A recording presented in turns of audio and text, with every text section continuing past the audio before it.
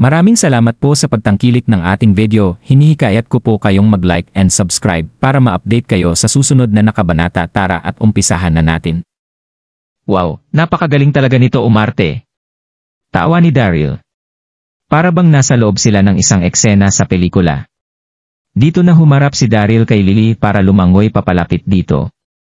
Anong nangyari, Lilibud? Tanong ni Daryl habang papalapit sa naiinis na si Lily.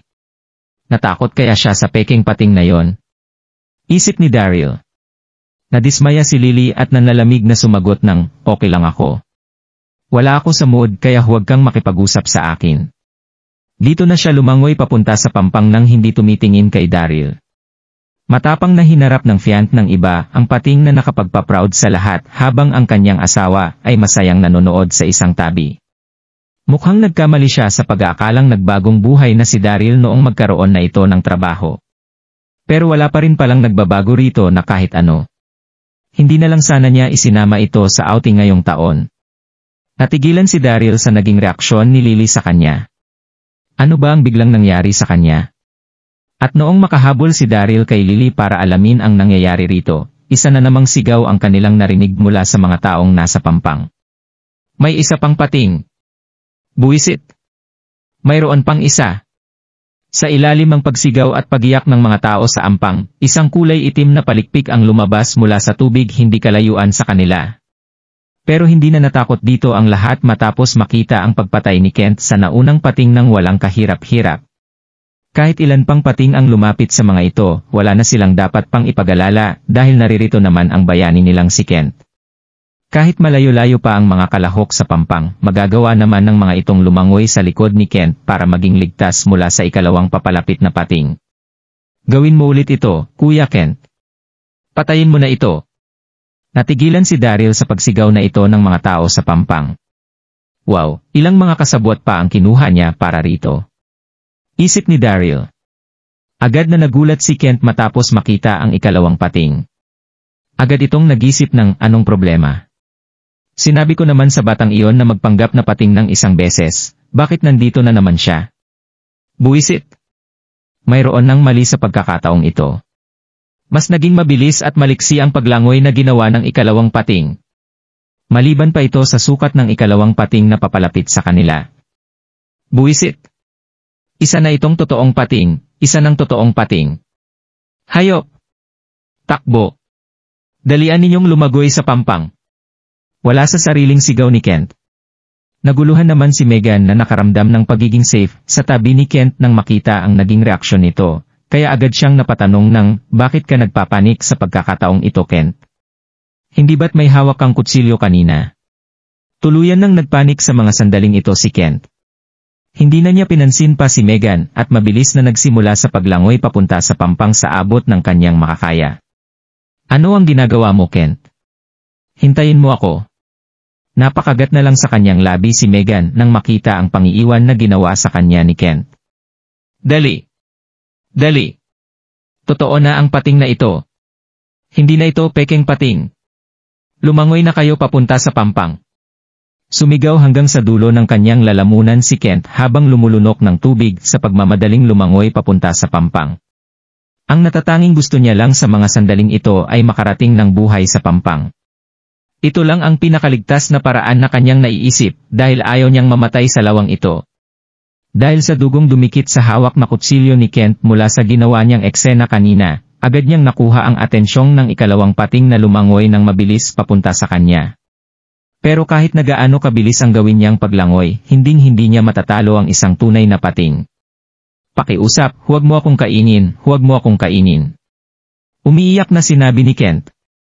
Mahal kong pating, huwag mo akong kainin, nagmamakaawa ako as ayo. Malakas na isinigaw ni Kent dito na niya napansin na nakukuha ng dugo sa hawak niyang kutsilyo ang pating kaya agad niya itong ibinato sa malayo.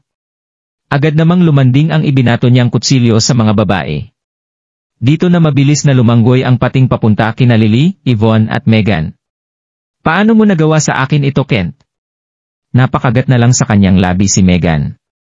Hindi niya inaasahang dadalhin ni Kent sa kanya ang pating na yon. Narealize na ng lahat sa mga sandaling ito na umaarte lang si Kent kanina at isa lang iyong peking pating, Pero ang pating na lumalangoy papalapit sa mga ito ngayon ay isa ng tunay na pating. Tulong! Namutla ang mukha ni Lily habang pinapanood ang pagsugod ng pating papunta sa kanya. Wala na siyang mapagtataguan, kaya wala na siyang naramdaman na kahit anong pag-asa na mabuhay mula sa pating na yon. Wala na. Malapit nang magtapos ang napakaiksi niyang buhay. Napatakip na lang sa kanilang bibig ang lahat sa mga sandaling ito, habang ang iba ay nagsisigaw dahil sa eksena na kanilang nasasaksihan. Ngumanga ng malaki ang pating habang papalapit kay Lily. Hindi, ipinikit na lang ng walang pag-asang si Lily ang kanyang mga mata habang naghihintay sa napipinto niyang kamatayan sa bahaging iyon ng lawa. Pero nagulat siya nang hindi siya maabot ng napakalaking bungangang iyon. Dahan-dahan niyang iminulat ang kanyang mga mata at nagulat sa kanyang nakita. Hindi lang si Lily, maging ang mga tao sa pampang ay napapapigil sa kanilang paghinga habang napupuno ng katahimikan ang paligid.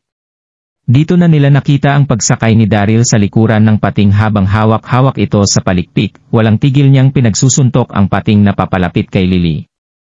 Ano? Natigilan at hindi makapagsalita ang lahat sa kanilang nakita.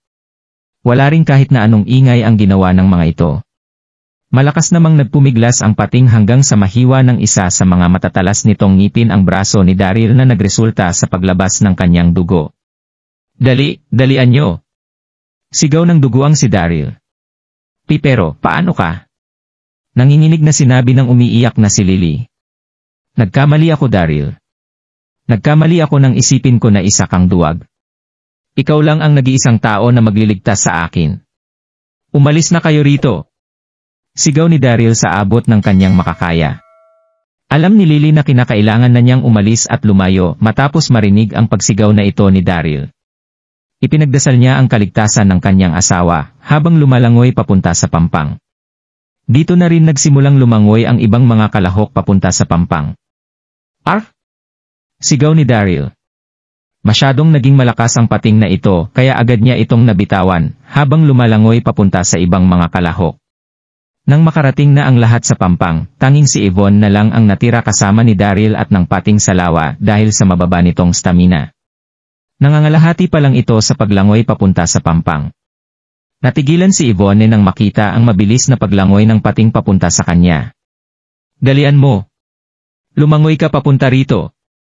Sigaw ni Daryl. Nagising na sa realidad si Yvonne nang marinig niya ang boses ni Daryl. Dito na siya lumangoy papunta kay Daryl, pero masyado pa ring mabagal ang ginagawa niyang paglangoy. Nagalala ang lahat ng nasa pampang habang pinapanood ang eksenang ito sa lawa. Gusto na ring tumalon ng mga manliligaw ni Yvonne sa dagat para iligtas ito. Pero walang kahit na sino sa kanila ang kumilos matapos maisip kung gaano kabangis ang pating na ito. Kaya nagsisigaw na lang sila habang itinuturo ang tamang direksyon habang nakatayo sa tabi ng lawa. Dalian mong lumangoy, Yvonne. Nasa likuran mo na ang pating. 5 feet na lang ang layo nito sa iyo, dalian mo. At sa wakas ay nagawa ng makalangoy ni Daryl papunta sa kanya, at agad siyang hinawakan sa kanyang baiwang. Sinubukan niyang magbigay ng kaunting internal energy mula sa kanyang katawan kay Yvonne. Kaya agad na nakaramdam ng lakas ang nahihilong si Yvonne kanina noong magawa siyang hawakan ni Daryl. Dito na siya nagsimulang makaramdam ng security dito. Hayaan mong i-distract ko ang pating habang lumalangoy ka papunta sa pampang. Mahinang sinabi ni Daryl sa kanyang tainga. Dito na nanginig ang buong katawan ni Yvonne. Hindi pa siya nagiging ganito kalapit sa isang lalaki mula noong bata pa lang siya. Kaya agad siyang nag-blush habang itinatango ang kanyang ulo. Nagawang iparamdam sa kanya ni Daryl na ligtas siya sa kamay nito. Mabilis na lumalangoy si Yvonne habang pumapasok ang mga bagay na ito sa kanyang isipan. Wala na siyang pakialam sa pagiging nakikitirang manugang nito sa pamilya Lindon. Ang gusto na lang niya ay makasama nito para muling maramdaman ang security na kanyang naramdaman kanina. Nang maisip ang mga bagay na yon, bigla niyang nakita si Lily na nakatayo sa pampang at biglang nag-blush. Paano niya magagawang isipin ang mga bagay na ito? Dito na siya nakaramdam ng hiya sa kanyang sarili. Splash! Sa mga sandaling ito, nakakita silang lahat ng isang napakalaking pagtalsik ng tubig.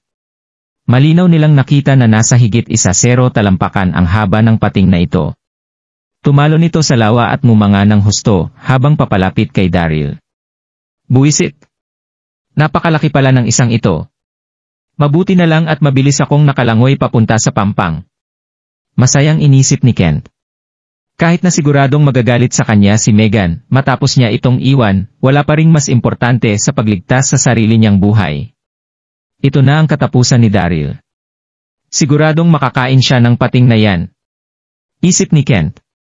Sa mga sandaling ito, muling tumalon ang pating para kagatin si Daryl. Isang cultivator si Daryl. Kahit na nagagawa niyang lumangoy ng napakabilis, hindi pa rin niya mailagan ang isang pating.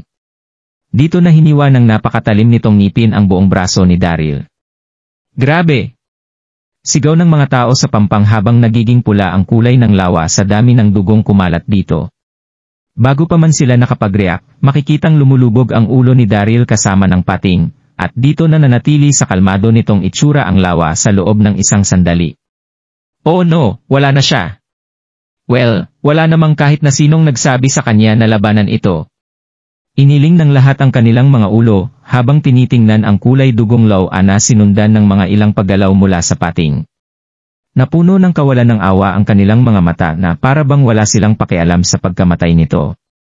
Minaliit nilang lahat ang nakikitirang manugang na ito na para bang walang kahit na anong halaga ang kanyang buhay. Walang buhay na napaupo si Lily sa buhangin, matapos marinig ang boses ng mga tao sa paligid. Patay na ba talaga siya? Hindi ko siya papayagang mamatay. Hindi siya po pwedeng mamatay. Isip ni Lily. Ano bang itinatayo-tayo niyo riyan? Tulungan niyo siya! Sigaw ni Lily sa mga tao. Mukhang bumigat dito ang mukha ng lahat at walang sino man sa mga ito ang tumingin pabalik kay Lily. Nahihibang na ba siya? Isa itong pating na may 1-0 talampakang haba. Walang kahit na sino ang tatalon sa tubig para tumulong sa kanya. Isa lang naman siyang nakikitirang manugang na may walang kwentang buhay. Mabuti na lang at wala nang kahit na sino pang nasaktan bukod sa kanya. Wala namang nagsabi sa kanya na magpakabayani para iligtas si Lily.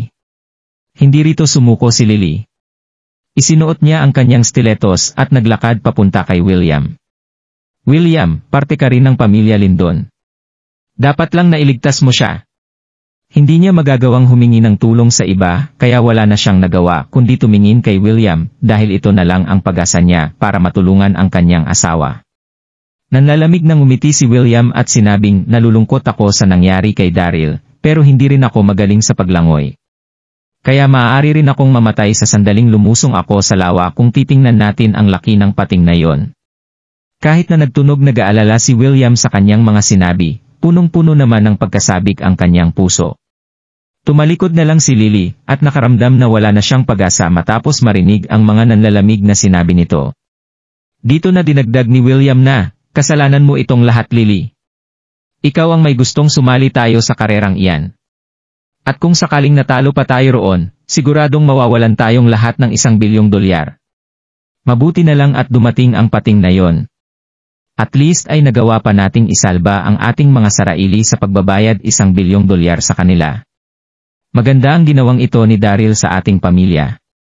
Itinaya niya ang kanyang buhay kapalit ng $1 bilyong. Kaya huwag mong kakalimutan na namatay siya nang dahil sayo. Agad na naiyak si Lily matapos marinig ang mga sinabing ito ni William. Gusto niyang lumaban pero hindi niya alam kung ano ang dapat niyang sabihin.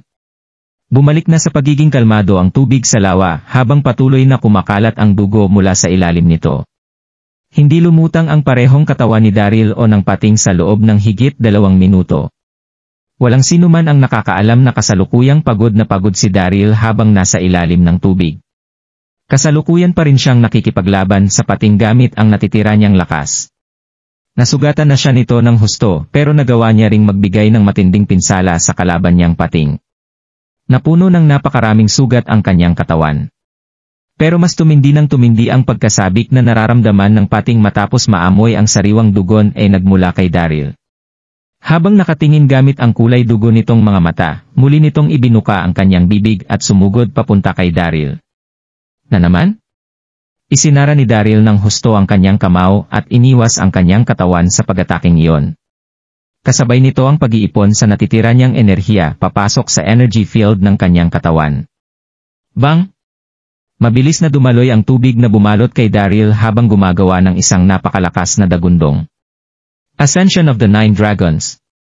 Pagkatapos ng isang napakalakas na pagangil, umangat ang 9 na mga kulay dugong dragon mula sa pinakailalim na bahagi ng lawa at bumalot kay Daryl. Mamatay ka na! Sigaw ni Daryl. Dito na sinimulang atakihin ng 9 na mga gintong dragon ang pating. Bang! Dito na tumalsik sa iba't ibang bahagi ng lawa ang dambuhalang katawan ng pating at nasugatan ng husto. Dahan-dahang nagpakita ang blood-drinking sword sa kamay ni Daryl habang tinutusok ang katawan ng sugatang pating na naglabas sa karamihan ng natitira nitong dugo sa katawan. Ano ang nangyayari? Bakit napakarami ng dugong nagmula sa ilalim ng lawa? Hindi makita ng kahit na sino sa pampang ang nangyayari sa ilalim ng lawa. Ang tanging nakita lang ng mga ito ay ang mabilis na pagkalat ng mas maraming dugo mula sa ilalim ng lawa. Mukhang kinagat na ng pating hanggang mamatay ang nakikitirang manugang na yon. Sabi ng isa sa mga tao sa pampang. Dito na umiyak ng malakas si Lily. Hindi pa siya patay. Hindi pa siya patay. Dito na nagpakita sa kanyang isipan ang imahe ni Daryl. 3 taon na rin ang nakalipas mula noong ikasal silang dalawa. At parang eksena sa mga pelikulang nagpakita ang mga imahe ni Daryl sa kanyang isipan. Hindi ka po pwedeng mamatay. Hindi ka po pwedeng mamatay. Mahal pa rin kita. Parang awa mo na, isip ni Lily. Daryl, sigaw ni Lily sa dagat habang malakas na tumutulo ang kanyang mga luha.